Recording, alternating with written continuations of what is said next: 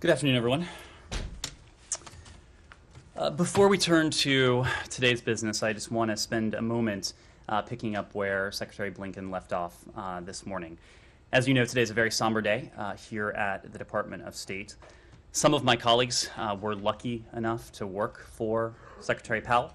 I've heard many of them over the course of this morning tell their favorite stories about Secretary Powell. They have, without exception, done so with a spark in their eye and with appropriate warmth in their voice. All of us here are fortunate enough to work in an institution that Secretary Powell has shaped, and one that continues to reflect his tremendous legacy. Speaking for myself, as a child of the late Cold War and the first Gulf War, I remember thinking there could be no leader bigger, no leader greater than someone like General Powell, whom we now know as Secretary Powell, at least in this building. He was an inspiration to not only my generation, but many generations of America.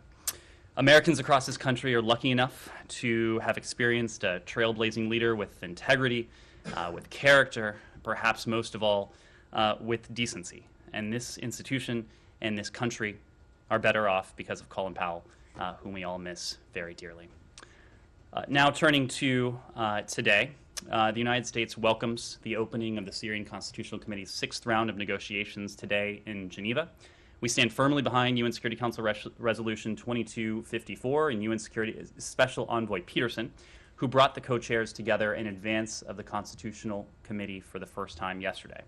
It is essential that the Syrian regime and leaders of the opposition engage constructively in Geneva, consistent with the political process outlined in UN Security Council Resolution 2254. The Syrian people deserve nothing less after more than a decade of war. And with that, I will be happy to turn to your questions. Matt, do you want to start? Yes, please. Thank you. A couple of brief ones. On Russia and NATO, you, I'm sure, have seen that they have suspended their office, their liaison office with NATO in Brussels. And I'm wondering if you have anything to say about that, and if you don't, or if you don't care, that's fine. But do you have any reaction to them also closing down NATO's office in Moscow? We would refer you to NATO for further information, but we do note that NATO recently withdrew the accreditation of 8 members of the Russian mission to NATO who were serving as undeclared Russian intelligence officers. NATO's policy towards Russia remains consistent. It has strengthened its deterrence and its defense in response to Russia's aggressive action, while at the same time leaving the door open for meaningful dialogue. That continues to be the case. Okay, so no specific reaction to them suspending or closing down the office in Moscow? Nothing beyond that. Secondly, do you have any comment on the bombing in Tigray by Ethiopian planes? Well, we've seen these reports of an attack on the capital in Mekelle. We are in the process of looking into them. We, broadly speaking, do remain gravely concerned by what has been escalating violence for some time. That includes the expansion of fighting in northern Ethiopia and in regions throughout the country. And, of course, the growing risk that fighting poses to the integrity of the Ethiopian state. Not only does it pose a risk to the state, it undermines critical efforts to keep civilians safe, and importantly, to deliver humanitarian aid to Ethiopians who are in dire need of such support. We urge all parties to end hostilities immediately, and for the Ethiopian government and the TPLF, the Tigray People's Liberation Front, to enter into negotiation without preconditions toward a sustainable ceasefire. We continue to believe that a sustainable ceasefire will help establish conditions for a dialogue that is credible, a dialogue that is inclusive, and to find a political settlement to the longstanding political grievances that have led to the conflict. Moreover, as we've said before, the government of Eritrea must immediately and permanently withdraw its forces from Ethiopia, consistent with the comments already made by both Ethiopia and Eritrea. Can I ask one more on Ethiopia? Sure. The executive order on sanctions went into effect weeks ago. What is the administration waiting for to impose sanctions under that regime? Well, we have been very clear that we are prepared to use every tool at our disposal until and unless the various parties change their course. Obviously, the executive order that went into effect in September, I believe it is, does afford the U.S. government an important tool to hold accountable those who are responsible for the violence, those who are responsible for the suffering of the Ethiopian people. We are absolutely prepared to use that tool and other appropriate tools as might be appropriate. Humair. Ned, on Iran, I wonder how the United States view Iran's request for a meeting in Brussels with EU officials to discuss the draft text from June. Do you think this is a way of them trying to slow roll you? Well, to be clear, we do not think it is necessary. We are together with our allies and partners in the P5+1 of the same mind that negotiations in Vienna, a seventh round of talks between the P5+1 and Iran, indirect in the case of the United States, should resume as soon as possible. We have been very clear at that. The destination we seek is in Vienna, not an intermediate step in Brussels. Of course, we understand that Mr. Mora recently is in Tehran, certainly appreciate the efforts of the EU to engage in this dialogue on behalf of the Joint Commission, on behalf of our allies and partners who seek the same goal, and that is a mutual return to compliance with the JCPOA as negotiated in Vienna. And importantly, picking up in Vienna with a seventh round that takes up where the sixth round left off. This is the message that we heard consistently from our allies and partners when we were in New York City on the margins of the UN General Assembly. This is the message that the Secretary has heard on a bilateral and multilateral basis in his conversations before the UN General Assembly and after the UN General Assembly. There is no daylight with our partners. There is no disagreement that a mutual return to compliance remains in our interests, it remains in the interests of our allies and partners, and that we should resume the work of testing the proposition as to whether we can get there in Vienna as soon as possible. Yes, please. One on Iran as well, if I could.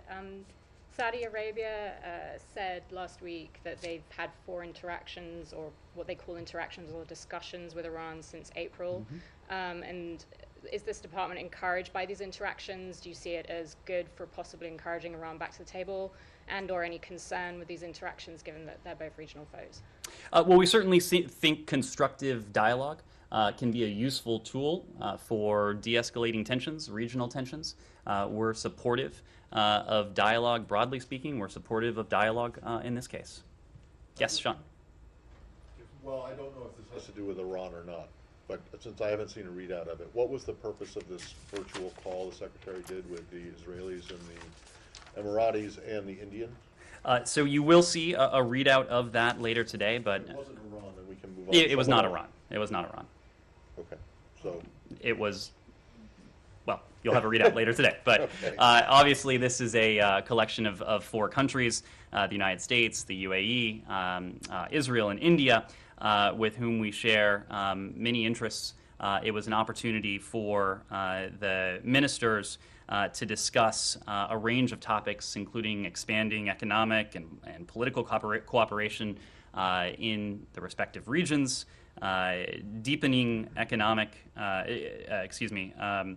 discuss climate change, energy cooperation, maritime security, a whole range of issues, but you'll see a readout of it later today. Sean? Can we go to Venezuela? Sure. Can we do more on Iran? One more hour? Sure. All right.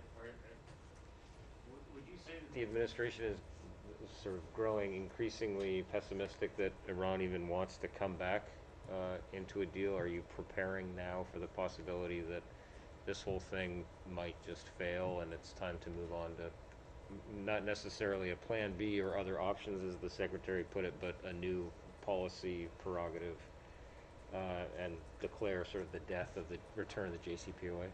Well, to your question, Nick, look, we're not optimistic. We are not pessimistic.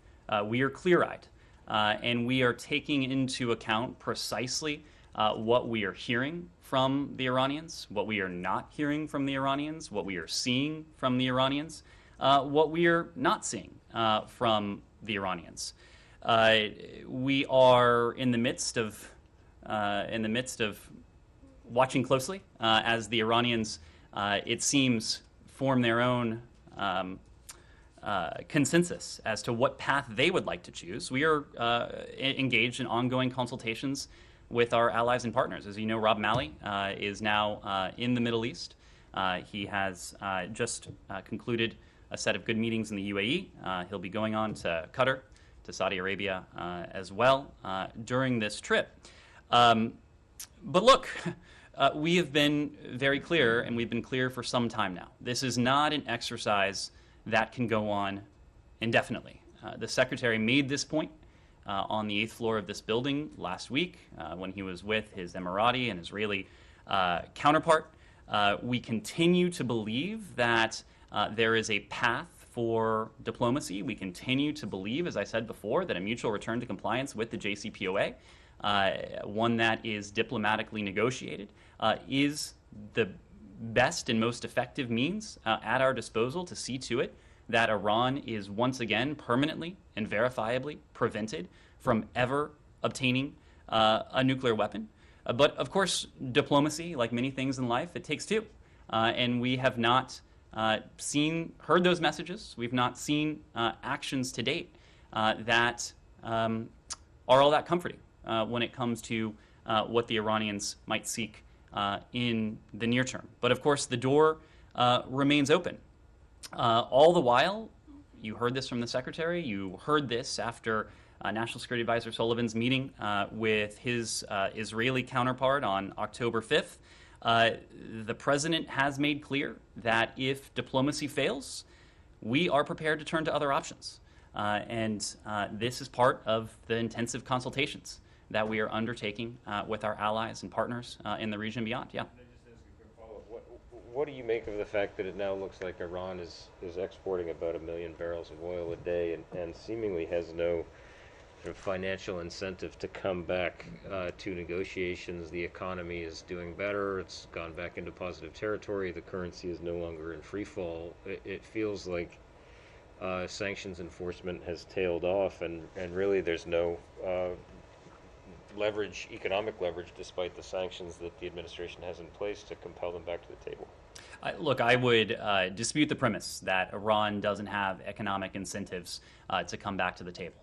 These were economic incentives that led Iran to the table in the deal that came together in July of 2015 that was implemented in January 2016. These are some of the same incentives that remain today.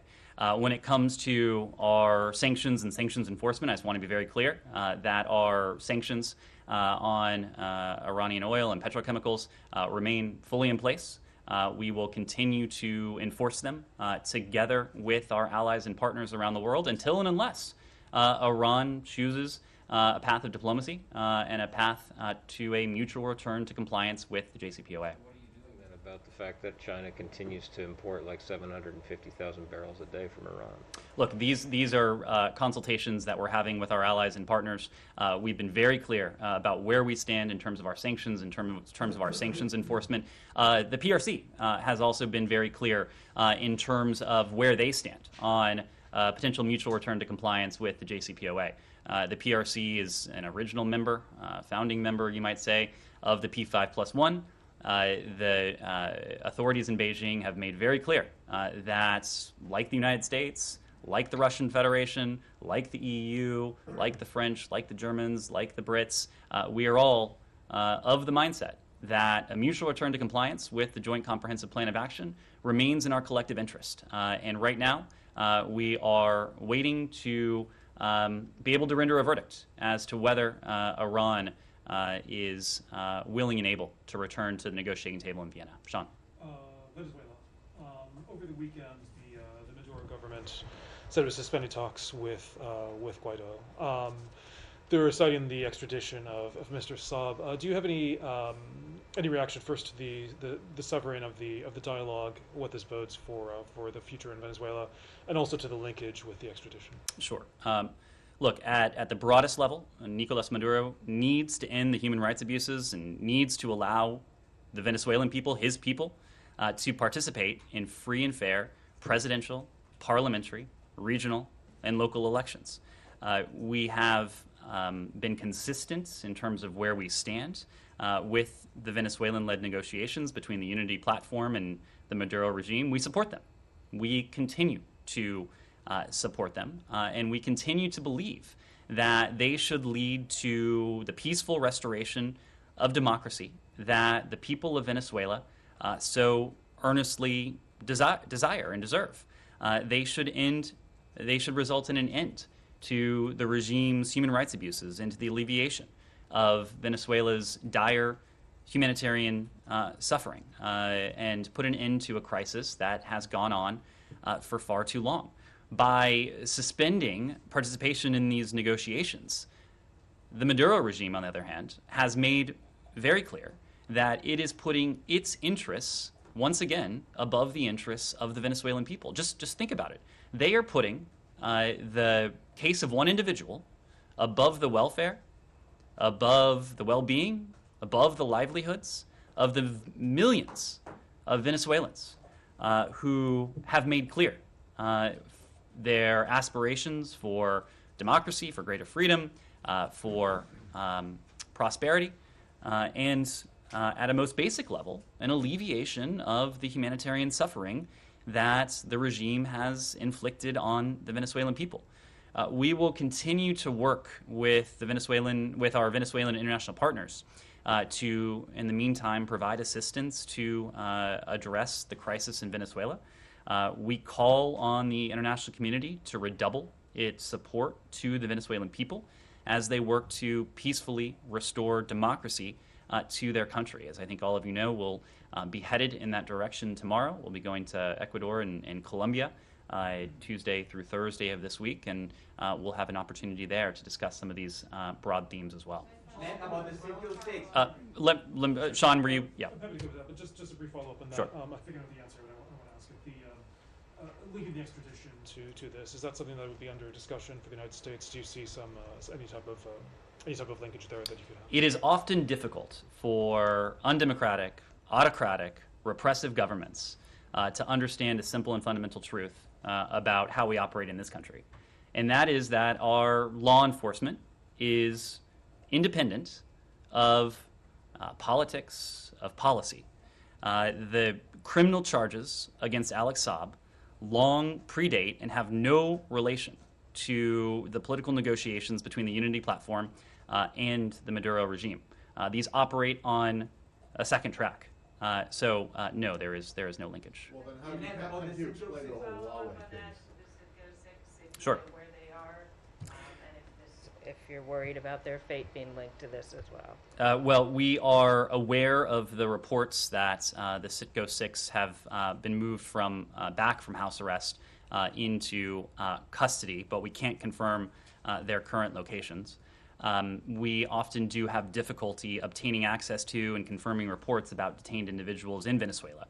But we make every effort to provide appropriate consular assistance, even if that's by phone, by video conference, by other means.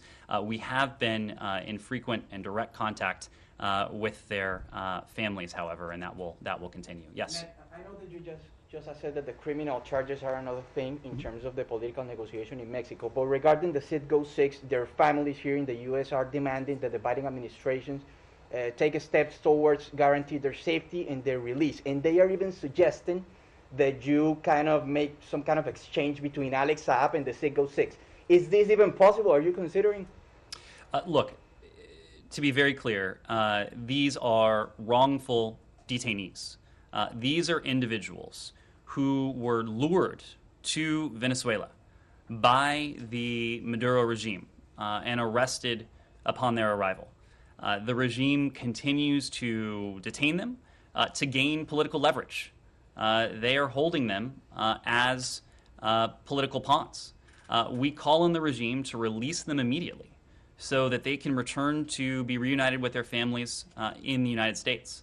If you take a look at the history of this case, after canceling their initial appearance before a judge dozens of times over the last 3 years, a Venezuelan court convicted these individuals after a sham trial without any evidence. Having already spent 4 years wrongfully detained in Venezuela on these specious charges, they should be immediately and unconditionally released. We have spoken many times before about the practice, the heinous practice of arbitrary detention of individuals, of holding individuals on trumped up charges, putting them through sham trials, refusing to afford them real due process. It is a practice that is as reprehensible in Venezuela as it is anywhere else in the world. And Secretary Blinken has made a point of working closely with our partners and allies, including prominently with our Canadian allies, to reinforce the norm that taking and holding individuals for nothing more than political gain is a practice that must be discarded, is a practice that has no place in the modern world, and that's what we'll continue to do. These are individuals who are wrongfully detained who should be released unconditionally. Ned, I want to ask you about the visit of Secretary Blinken to Colombia in 2 days. The U.S. has said that Colombia is a strategic ally, and with this trip, I think that you want to show that. However, President Ivan Duque was here in Washington 2 times in the last 3 weeks looking for a meeting with President Joe Biden. Is President Joe Biden ignoring President Ivan Duque, or is he avoiding a meeting with Duque?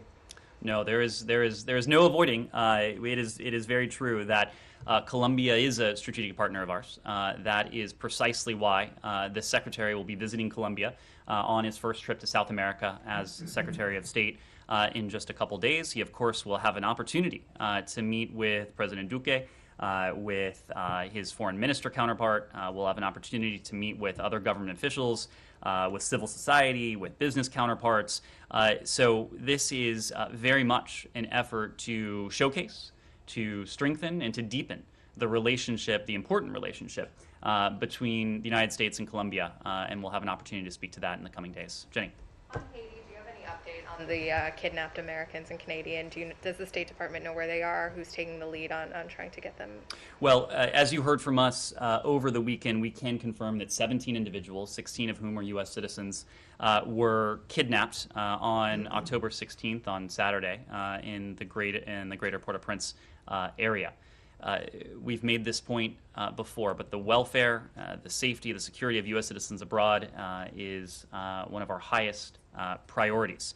Our embassy team in Haiti has been in constant contact with the Haitian National Police, with the missionary group Christian Aid Ministries, and family members of the victims. We'll continue to work with them. We'll continue to work with the Canadian government, given that one of the victims is a Canadian citizen, and with our interagency partners in this ongoing investigation. The State Department has, as part of a small team that is now on the ground, that has been dispatched to Haiti to work closely with Haitian authorities on this matter. This is something that we have treated as with the utmost priority since Saturday. Our teams across the building have been working closely with our interagency partners, and as I said before, with our partners on the ground in Haiti to do all we can to seek a quick resolution to this. Is the State Department aware of their whereabouts? Are you in touch with this gang that has said they kidnapped them? Well, we're not going to go into specifics, but we have been in close touch with the families, with the group to which this group of missionaries belongs, and we'll continue to coordinate closely with them. Thank you. you know, there were calls in the wake of the assassination for the U.S. to become involved in Haiti to help provide security. Is that the kind of thing, you know, being reminded how dangerous it is there, that the U.S. is reevaluating? And then on the other hand, there's the question of whether migrants should be deported back to a country like Haiti that's just dangerous, where, you know, gangs operate with impunity. Is the administration reevaluating that policy, or is it, you know, are we going to proceed forward with not intervening in Haiti and, you know, sending migrants back to the country?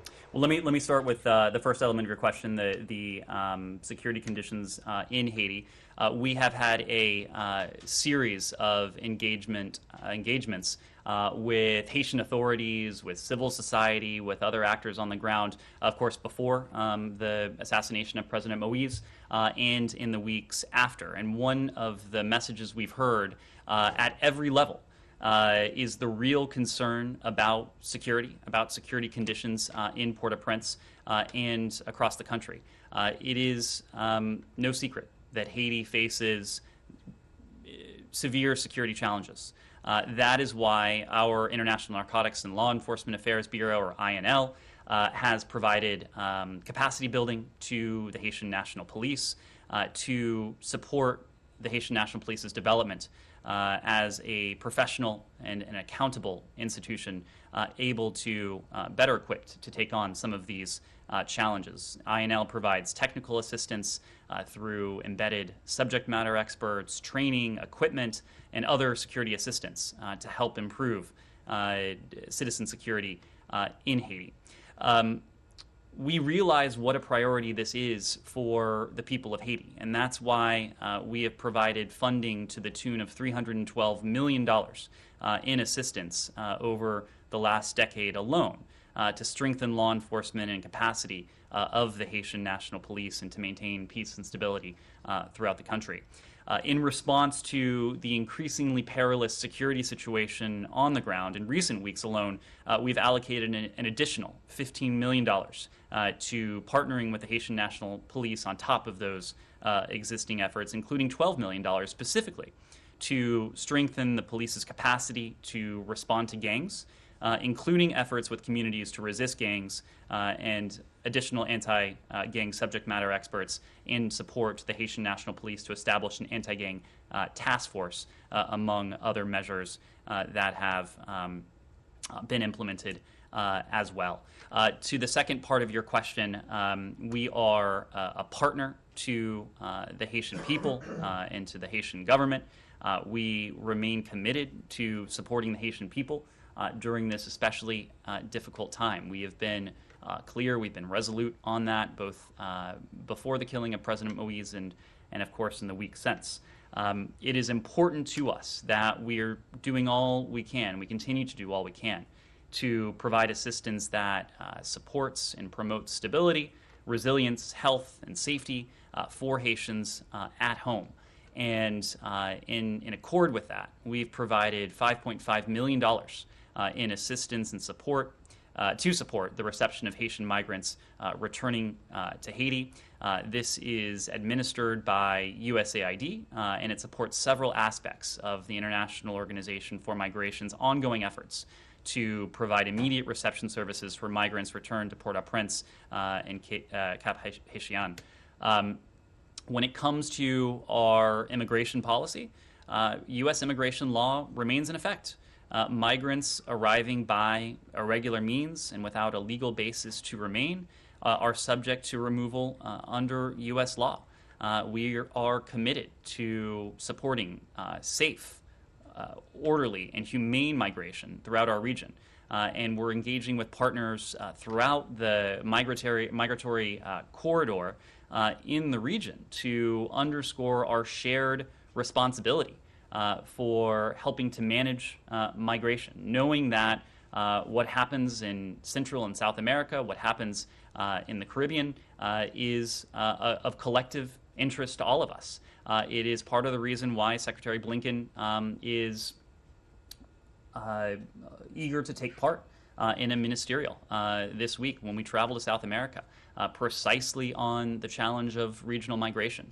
It is a follow-on discussion in some ways to the ministerial that we attended in Costa Rica earlier this year. And we've had any number of opportunities, including recently in the General Assembly with some of our regional partners, to discuss how together as a hemisphere, as partners and allies throughout that hemisphere, we can work together to manage migration, and how the United States can continue to develop a partnership, including in the Northern Triangle, to provide opportunities for individuals in their home countries.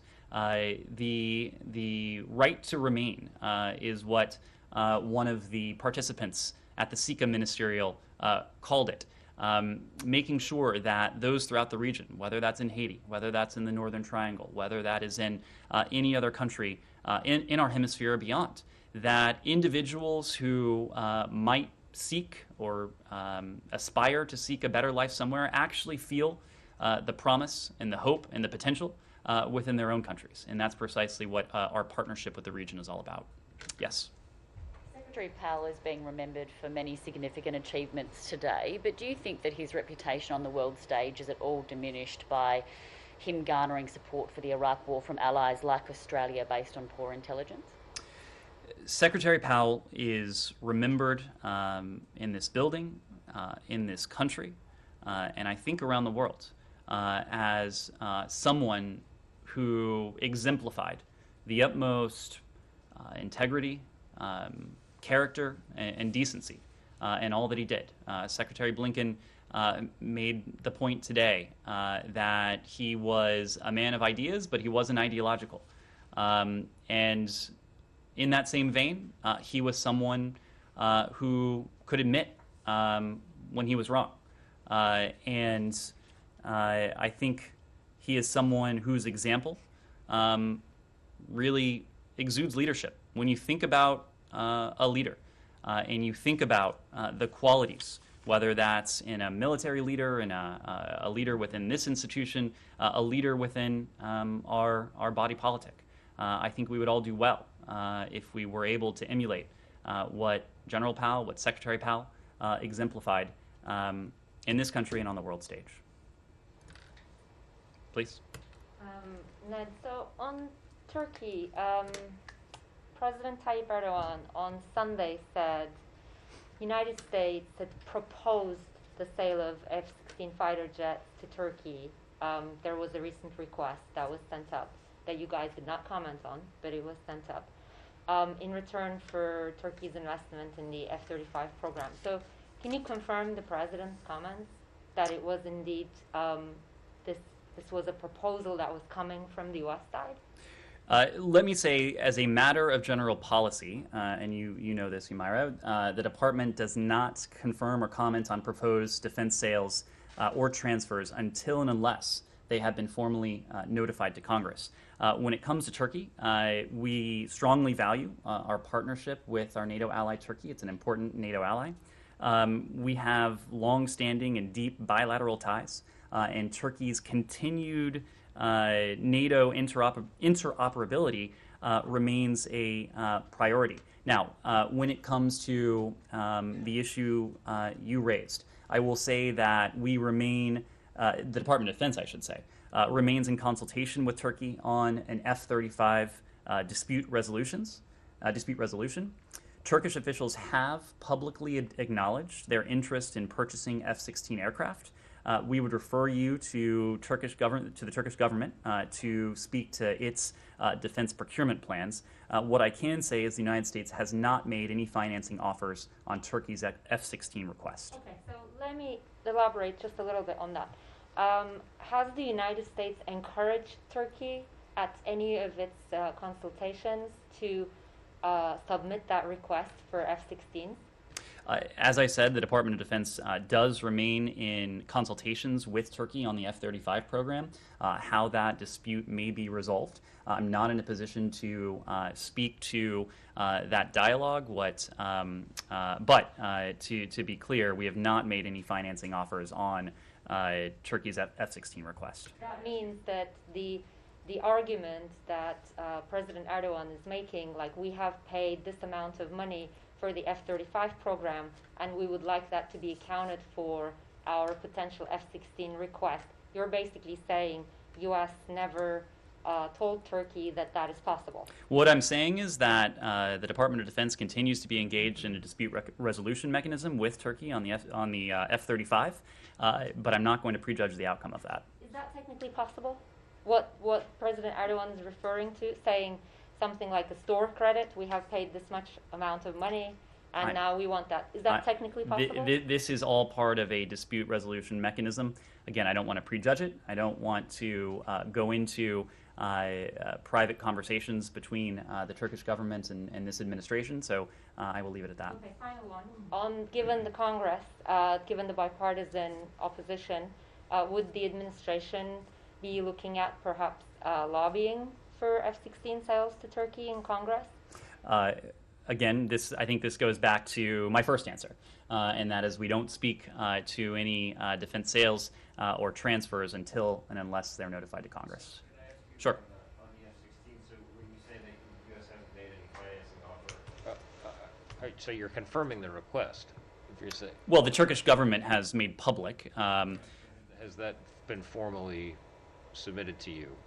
I would have to refer you to the Turkish government. They've spoken publicly to their interest, but in terms of a process there, I would need to refer you to them. And then also on the S-400, I mean, would you be comfortable with a situation where they had the S-400 up and running with the F-16? I'm not talking about the F-35 separate from that dispute. Would you be concerned about a situation where they had the S-400 operating in a system where they were in a theater where they were also flying the F-16? This is, I think, perhaps a more convoluted way of asking the same question Humera is asking, so I'm going to give you the same answer, that the Department of Defense is engaged in dispute resolution discussions with Turkey on the F-35. I'm not talking about the F-35. I'm talking about the F-16. Well, this question is coming up in the context of discussions regarding the F-35, so don't want to prejudge those, don't want to go into private discussions. But just one more thing, actually. When you say dispute resolution, Turkey has been removed from the F-35. So what are these talks about? Is it about trying to find a way to get their money back, or is it about finding a way to allocate that money to? What is the dispute resolution for? As you know, we've been very public about the lack of interoperability, the fact that the F-35 program is not consistent with the S-400. We have been very clear about that.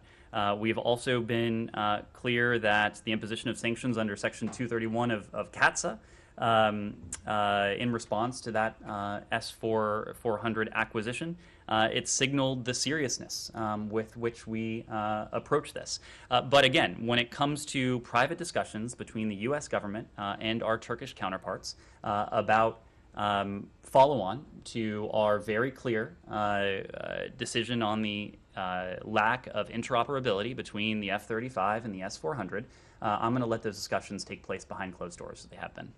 Yes? On China, the Financial Times reported this weekend that they tested a nuclear-capable hypersonic missile in August. Was the State Department aware of this test, and did it catch you by surprise as characterized in that article? Well, we're not going to comment, of course, on matters that may pertain to intelligence or the specific reference in the article you mentioned. But what we have said for some time now is that we are deeply concerned about the rapid expansion of the PRC's nuclear capabilities, including its development of novel delivery systems. These developments underscore that the PRC, as we've said before, is deviating from its decades-long nuclear strategy based on minimum deterrence.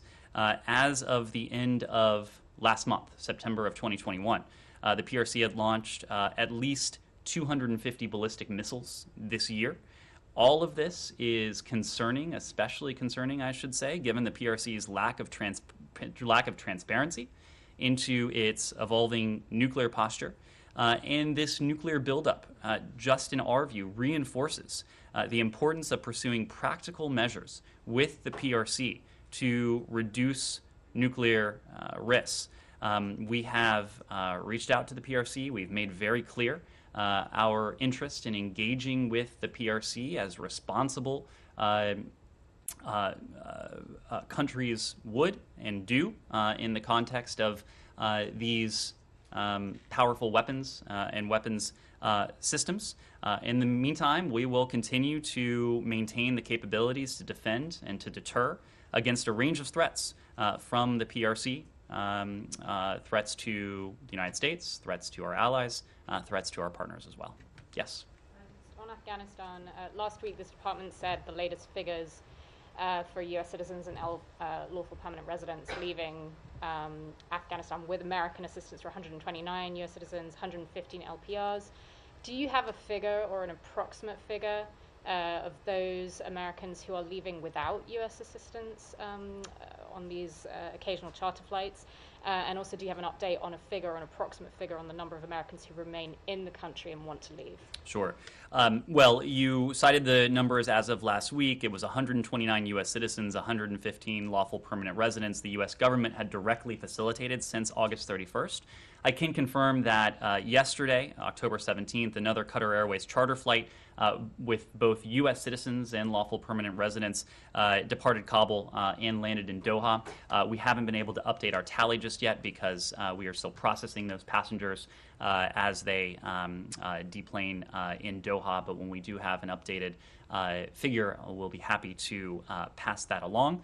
In terms of a broader figure of individuals who have departed Afghanistan via a variety of means since August 31st, our estimate of that is probably a couple thousand individuals have departed Afghanistan. Of course, our efforts, we are focused and prioritize American citizens, lawful permanent residents, Afghans to whom we have a special commitment. We will continue to do that.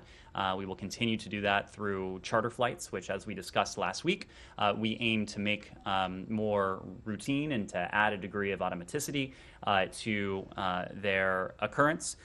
We are continuing to work with our partners to see to it that the commercial airport in Kabul International Airport, can resume normal commercial activity as quickly as possible. We want to provide additional options, including in the form of a fully functioning commercial airport, to see to it that those who wish to depart the country have another option to do so. In the meantime, we will support these charter flights. We will continue to support overland transfers as well. In terms of a number of American citizens, this is a figure that, as you know, is not static. It is not immutable, precisely because as Americans in the country, some of whom may be identifying themselves to us for the first time, see that we are able to effect the safe departure of Americans and LPRs and others from Afghanistan, that their calculus has changed. They have determined that they do wish to depart the country. That range has been anywhere from below 100. Right now, it is somewhere in between 100 and 200, given that some Americans have, additional Americans have raised their hands, seeing our ability to affect their safe departure. But again, we are constantly in touch with them to determine their status, to determine their plans, to determine what kind of documentation they have. And importantly, we are in regular contact with our partners and allies, and additionally with the Taliban, to make clear the political side of that equation. Just as we are focused on operations and logistics to put Americans on planes, those Americans who wish to leave, we are focused on ensuring that the Taliban lives up to its commitment to allow safe passage, to allow freedom of movement, again, for those who wish to leave the country. On Afghanistan, can you confirm that the U.S. will participate in the Moscow talks or won't? We will not participate in the Moscow talks. The Troika Plus has been an effective, a constructive forum. We look forward to engaging in that forum going forward, but we're not in a position to take part this week. I'm sorry? Why? If it was effective, why not? It has been effective in the past. It's just logistically difficult for us to take part this week. So you support the process? We do. In the future, you might take part? That's right. That's right. Whether there are no flights between here and Moscow, and how is it logistically difficult? It is just not a meeting we're able to take part in this week, but again, it is a forum that has been constructive in the past, and so... presumably, if you thought it was worth going to, you could find a way to get someone. You could find someone to go and get them there, right? So I am not... the logistics is not, as long as there are flights, that's not a So what is it? We're What's- just- What's we're- the real reason? We are not in a position to take part this week, but again, we look So forward. if it was next week, you could take part? I wouldn't want to entertain that hypothetical, but again, the Troika Plus, including the Troika Plus that the Russian Federation has hosted in the past, has proven to be a constructive forum, and so we'll engage with our partners going forward in that forum. All right, seeing no hands. Thank you.